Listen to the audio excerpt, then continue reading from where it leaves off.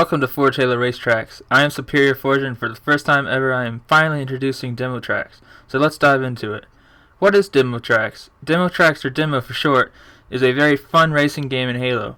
It's actually been around since Halo 3, but I personally think it's been most fun in Halo 2 and Halo 4. I'll try not to bore you with the details, but there's a lot to be said about Demotracks. The first subject I'll be talking about is the demo map breakdown. A demo map consists of many things quite different from your average racetrack. For starters, a demo track is usually under 40 seconds in length. The track is bordered everywhere unless it's a reset point. In other words, take this Cannonman section for example. It's right on this turn. However, if a blocker knocks you into the Cannonman, you would die and lose your progress for the lap and be sent back to the start for the specific trap.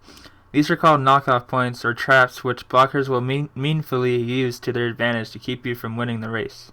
Another thing you will see on demo maps is that there are color dominion shields, or infection shields as they are called in Halo 2. They are color-coded red, blue, orange, and purple. Obviously, you have to be the same color to enter these sections of the track. For instance, if you are a racer, you can only enter the red or blue shields to get a checkpoint. If you are a blocker, you can only enter the orange or purple shields to take the shortcuts. As a blocker, you want to use the shortcuts to your advantage to make a decent block on the racer as many times as possible per lap. As a racer, you want to avoid all possible conflicts with the opposing team, and believe me, with 3 very good blockers, it isn't easy. All demo tracks have their own unique twist to them, such as the route, types of shortcuts, types of traps, aesthetics, and so forth. You want to incorporate as much as your own ideas as you can into your demo track to make it unique and fun. You also want to balance the playing field between blockers and racers. Too much power to the blockers, such as lots of cramped spaces and no borders at all, can be problematic. Too much power to the racers, such as having extremely wide areas, lots of alternative paths, and such, will make it extremely difficult for the blockers, and it won't be any fun to play. So balance is key. Remember that it is a 15 to 20 lap race as opposed to the 3 to 5 laps that most people play when racing a Skytrack. For any of you racetrack forgers out there that have never made a demo track and want to, let me tell you of my personal experience. The first track I ever forged for demo was actually so bad and so wrong that I deleted it. I worked very hard on it, and when I showed it to people, they were like, "What in the world is this?" Till this day, that was the only map I ever deleted on purpose. Shortly after, I created another track called D for Demo for the Alphabet series. It wasn't a complete failure, definitely better than my first, but between then and now, I still struggle forging demo maps. I'm not saying this is to change your mind about wanting to build one. I'm just saying this because forging a demo track is something completely different than forging your average racetracks.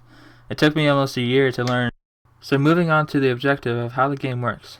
First team to 20 points wins the race. However, this is no ordinary race.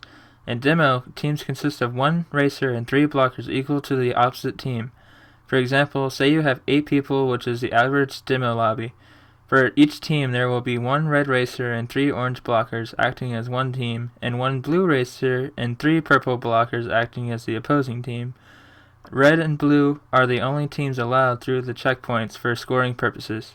Orange and purple cannot enter checkpoints marked red or blue, as they do not get points.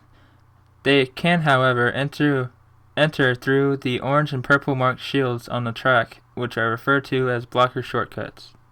Lastly are the rules. There has to be rules in place for this game to work properly, so let me go over the short list of rules before I go. When all players spawn into the game, blockers may leave immediately and set up. Racers, on the other hand, must remain at the starting location until the established starting time has begun, which is usually 30 to 45 seconds into the game.